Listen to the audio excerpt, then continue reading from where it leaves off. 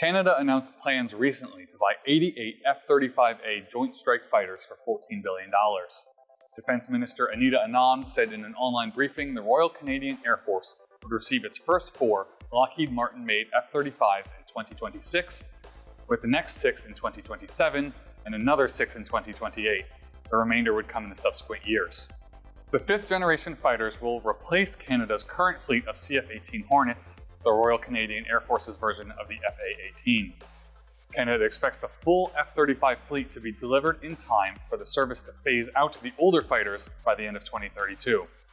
Anand said Canada has procured Australian FA-18 fighters to supplement its CF-18s in the meantime. Canada plans to upgrade its CF-18s as a part of the Hornet Extension Project to enable them to last until 2032. Australia announced recently it will boost its defense capabilities by spending more than $700 million on new advanced missile and rocket systems, including US-made HIMARS, which have been successfully used by Ukraine's military.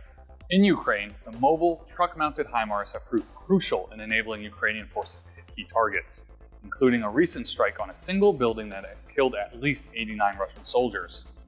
Talking to the AUBC in late December, Australian Defence Industries Minister Pat Conroy spoke to how the success in the current war in Eastern Europe influenced his country's decision.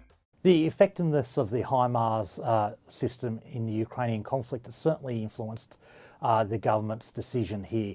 Firstly, we've seen it being used very effectively by the Ukrainian military in response to Vladimir Putin's illegal and unprincipled and unprovoked attack on the people and land of Ukraine. We've seen mobile rocket systems being very effective in defending Ukraine.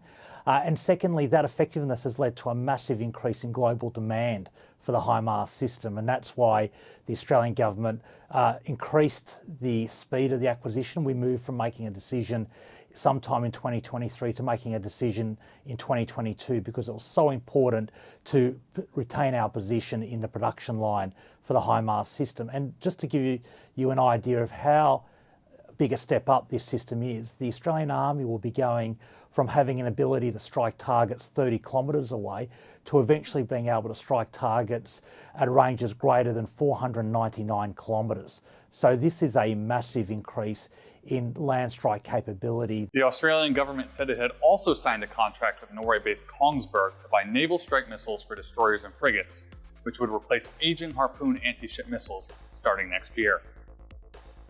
Citing confidentiality for security and operational reasons, the Australian government did not give a cost breakdown of the two systems, or say how many of each it was buying. But last year, the US State Department approved a potential foreign military sale, saying Australia had requested to buy 20 Lockheed Martin-made HIMARS and related equipment at an estimated cost of $385 million. As for Australia, Conroy feels the island nation should keep some of its manufacturing in-house. For our sovereign independence, we need to explore seriously, can we manufacture parts or all of the ordnance in Australia?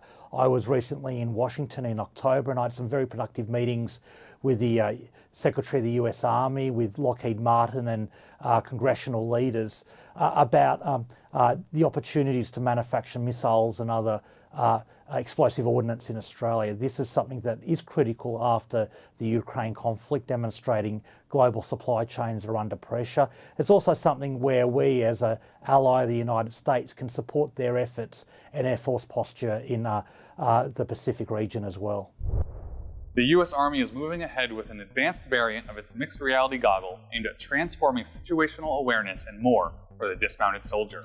The service announced it awarded a task order to Microsoft to develop the 1.2 variant of the Integrated Visual Augmentation System. The goggle is based on Microsoft's HoloLens.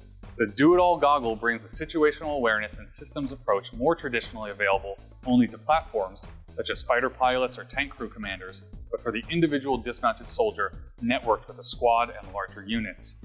And the device has been tested in combination with existing platforms such as Army helicopters and ground vehicles, allowing soldiers to communicate with the crews and virtually see outside the platform and pass data among their unit and the vehicle's crew. Soldiers will receive 10,000 units total. That incremental fielding will begin in September, according to the Army's Program Executive Office Soldier. Previous budget details covered an initial purchase of a total of 40,000 units.